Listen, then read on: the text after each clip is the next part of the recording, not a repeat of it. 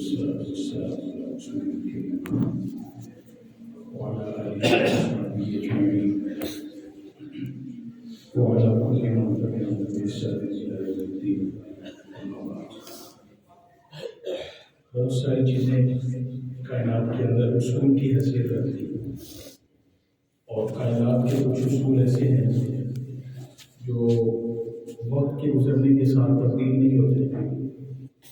زمانہ گزر جاتا ہے، لوگ بدل جاتے ہیں، لیکن وہ اصول ویسے کے ویسے کھڑے رہتے ہیں. ان اصولوں میں سے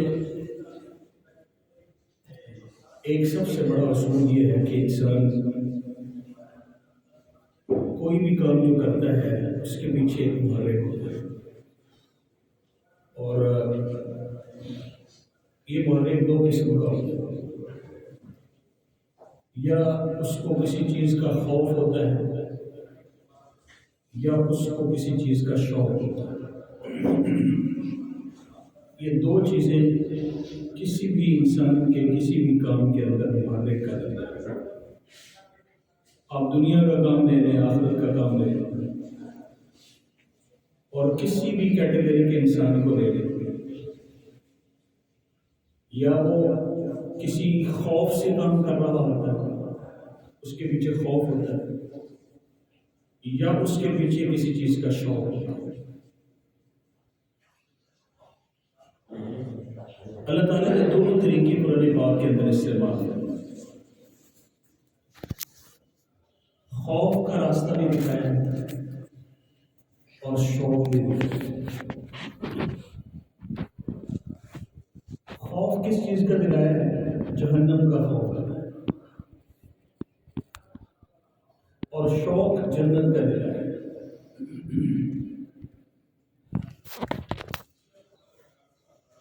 بہت سارے لوگ دنیا میں کام کر رہے ہوتے ہیں، ملازم آدمی کو اپنی تنخواہ نظر آ رہی ہوتی ہے، بینیفٹس نظر آ رہے ہوتے ہیں، تاجر کو اپنی تجارت کے اندر نظر آ رہا ہوتا ہے، سارے کو اپنی زراعت کے اندر نظر آ رہی چیزیں ہوتی ہیں، اور وہ جو ہدف سامنے نظر آ رہا ہوتا ہے وہ شوق اس کو رات کو سونے نہیں دیتا. سخت سردیوں کے موسم میں بھی وہ پانی لگانے کے لیے جا رہا ہوتا ہے. لیکن اگر اسی آدمی سے یہ کہا جائے کہ جو سخت سردی میں اٹھ کے اپنے اوزار اٹھا کر پانی لگانے کے لیے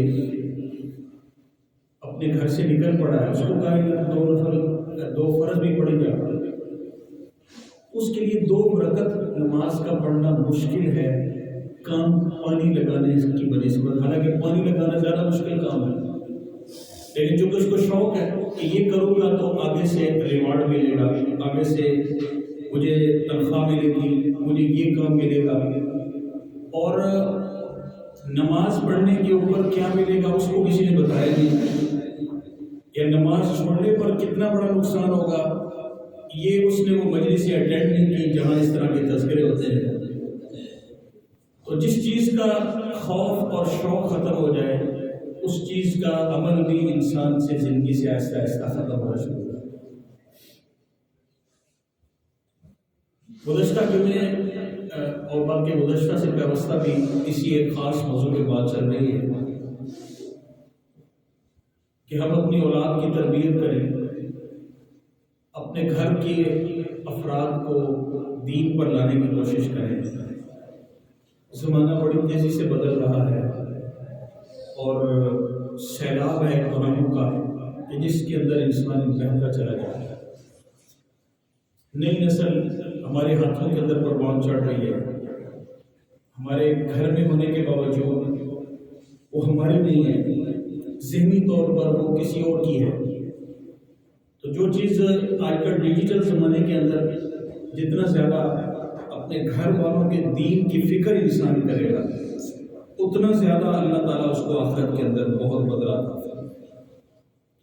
ایسے کہ جیسے کوئی آدمی بیج بوتا ہے تو بیج کے بعد اس کا درخت بنتا ہے، اس کا پھل آتا ہے، تو اس کا پھل دنیا میں بھی انسان دیکھتا ہے، لیکن گھر والوں کے دیندار ہونے کا نتیجہ اور اصل پھل اور اصل ثمرہ انسان کو مرنے کے بعد اللہ تعالیٰ دیتا ہے. اپنے گھر والوں کی اصلاح کے حوالے سے قرآن کریم میں اللہ تعالیٰ نے ایک بڑی خوبصورت استعارہ استعمال فرمایا ہے، مثال دی ہے، یا ایھا الذین آمنوا قوا انفسکم واہلیکم نارا، اپنے آپ کو بھی جہنم سے بچاؤ اور اپنے گھر والوں کو بھی جہنم کی آگ سے بچاؤ۔ کسی اور چیز کا بھی تذکرہ کیا جا سکتا تھا یہاں پہ، لیکن خاص طور پہ آگ کا تذکرہ کیا۔ بہت سارے لوگ کہتے ہیں کہ وہ اسی آگ دے علی موٹے نماز ہی کو نہیں پڑھ دے، آگ چھڑ دے، اسی ہوں آگ ہی چھڑ سکتے ہیں۔ تو بہت ساری جگہوں پہ صرف کہنے سے کام نہیں بنتا۔ جس طرح دنیا کے معاملات کے اندر بچہ وہی ہمارا بڑی عمر کا شادی ہو چکی ہے، بچوں کا باپ بن چکا، ہمیں شرم آتی ہے اس کو فجر کی نماز پہ اٹھاتے ہوئے، اس واسطے کہ اس کا ریئیکشن بڑا عجیب ہے۔ اب جب تذکرہ ہوتا ہے تو کی کریے جی، بس آپ ہی چھٹی ہوئی۔ لیکن دنیا کے معاملات میں ہم اس سے آنکھوں سے آنکھیں ڈال کر بات کرتے ہیں کہ یہ نقصان کیوں ہوا۔ وجہ اس کی یہ ہے کہ دنیا کا نقصان ہمیں نظر آ رہا ہے، وہی پیچھے شوق اور خوف والی کہتے ہیں۔ یہ والی بات جو نماز کے حوالے سے، روزے کے حوالے سے، تراویح کے حوالے سے، تہجد کے حوالے سے، چلے فرائض کے حوالے سے، ہم اپنی اولاد سے، اپنے تعلق والوں سے، اپنے گھر والوں سے کہتے ہوئے اولا تو کہتا بھی کوئی نہیں، جو کہتا ہے تو وہ بس پڑھ لو نماز پڑھ لو۔ ایسا ہو نہیں سکتا۔ میں بڑے وصول کے ساتھ کہہ رہا ہوں، جو درد دل سے بات کرے اور پھر اللہ سے دعا مانگے۔ ہم اپنے بچوں کے لیے، ان کے انٹرویوز کے لیے، ان کے امتحانات کے لیے خود بھی دعائیں مانگتے ہیں، اور خاص طور پہ چونکہ میرا فیلڈ کسی پڑھنے پڑھانے سے تعلق ہے، بچہ FSC میں داخل ہوتا ہے تو ماں باپ اسی وقت سے دعائیں مانگ رہے ہیں، وظیفے، اس کی ماں وظیفے کاٹ رہی ہے۔ اور کئی بچے ایسے میرے سامنے ہیں کہ جنہوں نے MCAT کا امتحان دینا تھا تو ماں نے نظر مانی کہ اگر اس کا یہ داخلہ ہو گیا تو 1 مہینے کے روزے رکھے گے، اور اس نے روزے رکھے۔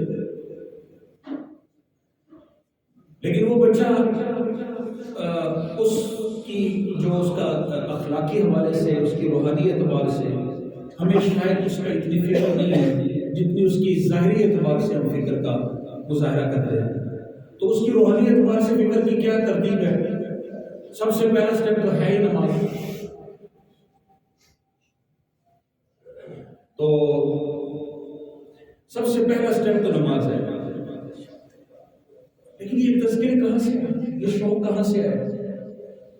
آج اسی ریفرنس میں تھوڑی سی بات کرنی ہے کہ انسان کسی بھی کام کو جب کرتا ہے اس کے پیچھے یا خوف ہوتا ہے یا اس کے پیچھے شوق ہوتا ہے۔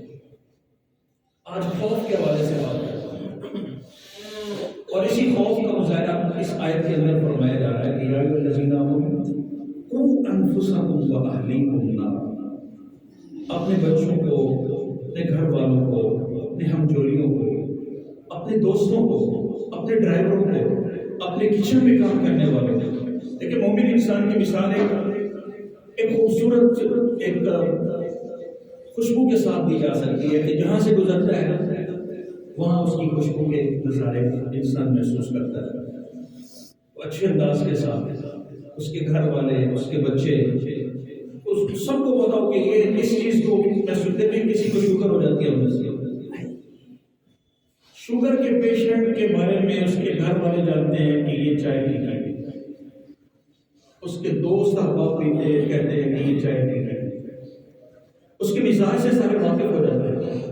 اب جب اس کو کہیں اس کے گھر میں جاتا ہے تو گھر والوں کو یہ پہلے کہہ دیتا ہے کہ میٹھا نہ ہو گیا۔ یہ مزاج ہمارا دین کے حوالے سے کہاں جائے گا؟ بیوی کو بتاؤ، بیوی کو پتا ہے کہ اگر یہ تھوڑا سا میٹھا زیادہ ہو گیا، تھوڑا سا یہ مہمان آ رہے ہیں، کھانے میں مرچ زیادہ ہو گیا تو بس میری آ گئی، مجھے بڑی ٹف ٹائم ملے گا، مجھے سختی کا سامنا کرنا پڑے گا۔ لیکن اسی بیوی کو یہ نہیں پتا کہ اگر میری نمازیں چھوٹ رہی ہیں، سال گزر گئے، کوئی ریئیکشن نہیں ہے، سال کے بعد رمضان شریف آتا ہے، وہ تھوڑا سا قرآن پاک کھول کے پڑھ لیا، کوئی پوچھنے والے نہیں آتے۔ یہ پوچھنے کا کنسیپٹ کہاں سے آیا؟ اس کے حوالے سے آج بات ہے کہ پوچھا کیوں نہیں جا رہا؟ وجہ اس کی یہ ہے کہ پیچھے ڈر نہیں ہے۔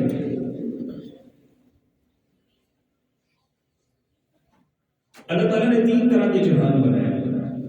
ایک جہان میں دکھ ہی دکھ ہے، اللہ ہم سب کی اسے حفاظت کرے۔ اور ایسا دکھ ہے کہ دنیا میں پیدا ہونے والا انسان ماں کے پیٹ سے نکلتے ہی اور موت کے آخری لمحے تک وہ دکھوں کا شکار رہا ہے۔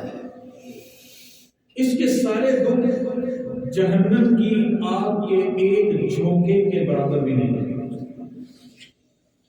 اتنا بڑا دکھ ہے اس کا۔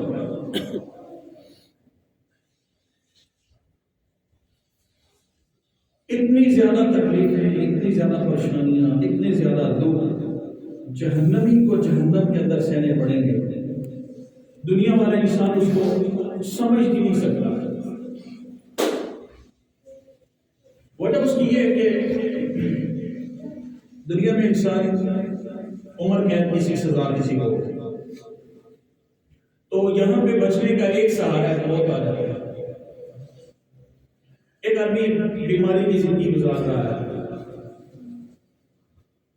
لوگوں کا محتاج ہو گیا، اوغد اللہ دے دے موت آئی، بیماری کی اس پورشن سے گزر گیا، آگے چلا گیا۔ یہ بڑی ٹینشن اس کی کر رہی ہے۔ ایک آدمی کو عمر قید ہو گئی، 3 سال کے بعد وہ مر گیا، اس کی قید بھی ختم۔ موت ایک ایسا سولوشن ہے جس طرح ریاضیات پڑھنے والے زیرو کی ڈیفینیشن کرتے ہیں کہ زیرو کے ساتھ جس چیز کو ضرب دی جائے وہ زیرو ہو جاتی ہے۔ بڑی سے بڑی اماؤنٹ کو زیرو کے ساتھ اگر ضرب دی جائے تو جواب 0 آتا ہے۔ دنیا کی ہر تکلیف کو اگر موت کے ساتھ ضرب کیا جائے تو وہ 0 ہو جاتی ہے۔ آپ ذرا اس بات سے اندازہ کیجیے کہ جہنم کے اندر موت کو ذبح کر دیا، وہ جو چیز تھی جو آخری ایک سہارا ہوتا ہے آدمی کا۔ دنیا میں لوگ پریشانی کی وجہ سے بہت سارے خودکشیاں کر لیتے ہیں۔ آپ لوگ زیادہ ماشاءاللہ پڑھے لکھے حضرات بیٹھے ہوتے ہیں، خودکشیاں کر لیتے ہیں کہ یہ تکلیف سے جان چھوٹے گی، مر جائیں گے۔ گویا کہ موت کو سہارا بناتے ہیں کہ ہم مر جائیں گے، یہ تکلیف ختم ہو جائے گی۔ لیکن جہنم کے اندر جانے کے بعد موت نہیں آ سکتی۔ جہنم کے سب سے زیادہ دکھی ہونے کا مزاج یہ ہے کہ